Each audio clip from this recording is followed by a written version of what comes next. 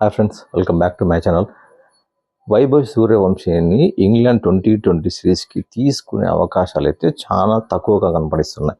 So ఎందుకంటే 2020 world cup గెలిపించిన టీంని కంటిన్యూ చేయాలనేసి ఉద్దేశంతో ఏ ప్లేయర్ని పక్కన పెట్టకూడదనేసి, ఎందుకంటే మనకి 2020 వరల్డ్ కప్లో అందరూ బాగా ఆడి అయితే కప్పు కొట్టించేశారు. సో ఇప్పుడు వాళ్ళని పక్కన పెడితే జస్ట్ కొత్తగా వచ్చే 15 years పిల్లోని కోసం మనము ఇంత మంచి ప్లేయర్స్ని పక్కన పెట్టడం ఇది తప్పు కాదు. ఇది ఎందుకంటే ఎవరిని పక్కన తీయాలన్నా బ్యాట్స్మెన్లు ప్రతి ఒక్కరు బాగా ఆడుతున్నారు. అభిషేక్ శర్మ, సంజు శాంసన్, ఇషాన్ కిషన్, తిలక్ వర్మ, ఇంకా బౌలర్స్ అయితే హార్దిక్ పాండ్యా, బుమ్రా ఇంకా టీంలోకి రాలేదు. సో బౌలర్స్ని రీప్లేస్ చేయడానికి అవకాశం ఉంది, కానీ బ్యాట్స్మెన్ని పక్కన తీసి పెట్టాలన్నా ఎవరిని తీయాలి అసలుకి అనే ఉద్దేశంతో చాలా కష్టమైపోయింది. ఎవరిని పక్కన తీయాలని వైభవ్ సూర్యవంశీని ఆడించాలంటే ఎవరిని పక్కన పెట్టాలా అనేది పెద్ద టాస్క్ అసలుకి.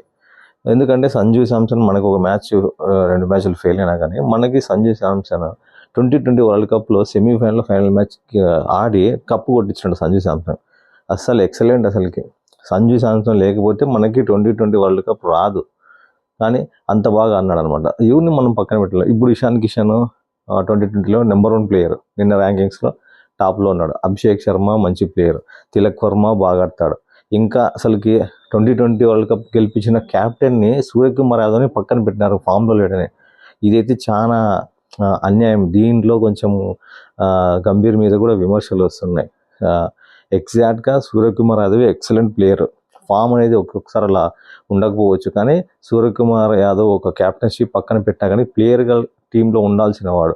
సో ఇంతమంది సీనియర్స్ ఉన్నారు కాబట్టి వాళ్ళకి రెస్పెక్ట్ ఇవ్వాలా అనే ఉద్దేశంతో వైభవ్ సూర్యవంశీని అయితే పక్కన పెట్టడం అయితే ఈ 2020 ఇంగ్లాండ్ సిరీస్కి అయితే పక్కన పెట్టే అవకాశం అయితే చాలా ఉంది. సో ఎవరైనా మధ్యలో ఇంజ్యూర్ అయితే తప్ప వైభవ్ని తీసుకునే ఛాన్స్ అయితే ఉండకపోవచ్చు అంతే. సో వైభవ్ మంచి ప్లేయరే. ఎందుకంటే వైభవ్ ఎప్పుడెప్పుడు టీంలోకి వస్తాడా చూద్దామా, అతని గేమ్ చూద్దామా. ఎందుకంటే ఐపీఎల్లో అతని గేమ్ చూసినాము. సో మెయిన్ ఇంటర్నేషనల్ మ్యాచ్లో చూద్దాం అతనేసి ఫ్యాన్స్ అయితే చాలా అయితే వెయిటింగ్ అసలు వైభవ్ కోసము. ఎందుకంటే తన గేమ్ అలాంటిది. కొంచెంసేపు సినిమా చూపించిపోతాడు బౌలర్లకి. మ్యాచ్ కంటిన్యూ లాస్ట్ వరకు ఉండాల్సిన అవసరం లేదు. 20 ఓవర్లలో వైభవ్ 10 ఓవర్లు ఉన్నా కూడా మ్యాచ్ స్వరూపం మార్చేస్తాడు అట్లాంటి బ్యాట్స్మెన్. ఇంకా అసలు జస్ట్ 15 years కాబట్టి ఇంకా చాలా ఫ్యూచర్ ఉంది.